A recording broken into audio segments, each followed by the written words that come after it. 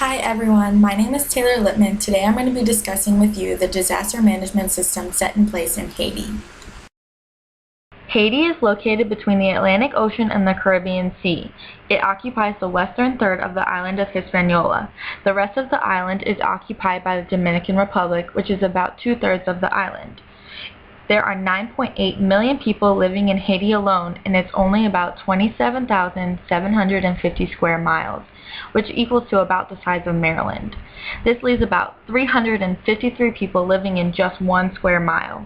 Because Haiti is very densely populated, land shortages and urban overcrowding are taking place in the country. Haiti is considered to be one of the poorest nations in the Western Hemisphere.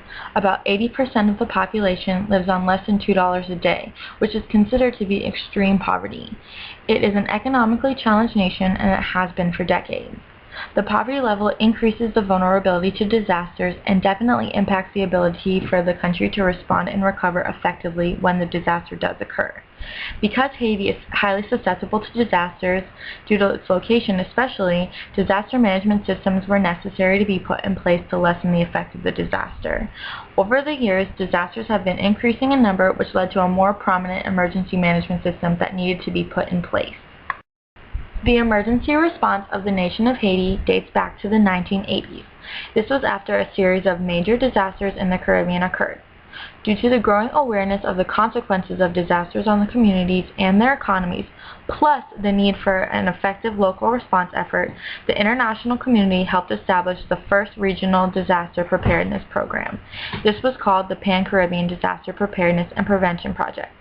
For 9 years, this project worked until Hurricane Gilbert and Hurricane Hugo sparked the creation of a sub-regional response agency called the Caribbean Disaster Emergency Response Agency. It's now known as the Caribbean Disaster Emergency Management Agency. This agency held a stronger position than the previous.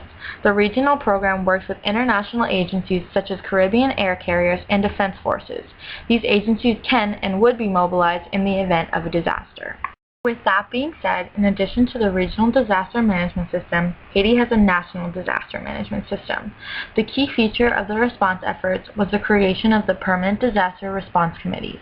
These committees consist of small teams of about 6 people that brief the major members of the disaster response team.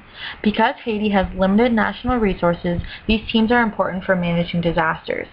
Haiti's system is a network that consists of the Haitian government's Department of Civic Protections. It also consists of regional support and various civic groups. They're both international and local.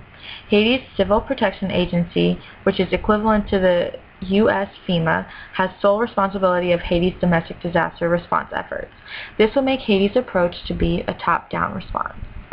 Haiti is prone to many natural disasters, such as tropical storms, hurricanes, floods, deforestation, soil erosion, landslides, earthquakes, climate change, and drought. Some of the well-known storms in history consist of Hurricane Flora, which is the 6th most deadly hurricane in history. It killed over 8,000 people in Haiti, the Dominican Republic, and Cuba in 1963. It also caused over $100 million in damages to Haiti. Another disaster in history for Haiti is Hurricane Gordon. That happened in 1994, and it killed over 1,000 people. Lastly, another horrific example of a natural disaster in Haiti is the earthquake that occurred on January 12, 2010.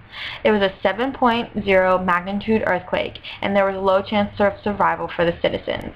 Over 230,000 people were pronounced dead and over 300,000 were injured. There was mass destruction in the populated areas of town, with almost 90% of the buildings collapsing. The earthquake occurred just 16 miles west of the Haitian capital. This also saw much destruction. Since the earthquake, there have been many incidents that have affected Haiti because of the destruction. Things are and still will be in shambles. There have been health issues, social issues, political issues, and economic issues during this recovery period. The earthquake left many people with emotional damages because of loss of life or loss of homes. There was also a cholera epidemic that imposed on over 450,000 people and caused 6,000 deaths. There's also a lot of political uncertainty during the aftermath of this earthquake, which also includes an inconclusive presidential election, and that was not taken care of until May 2011. Lastly, Haiti has always been considered to be a poor country, but after the country's infrastructure was demolished, things became worse for the citizens. When the earthquake hit, Haiti was trying to improve its living standards and violent crimes were in the decline. Now, the Haitian people need to work harder on rebuilding their country. Haiti's national government does not act alone during the recovery period after a disaster.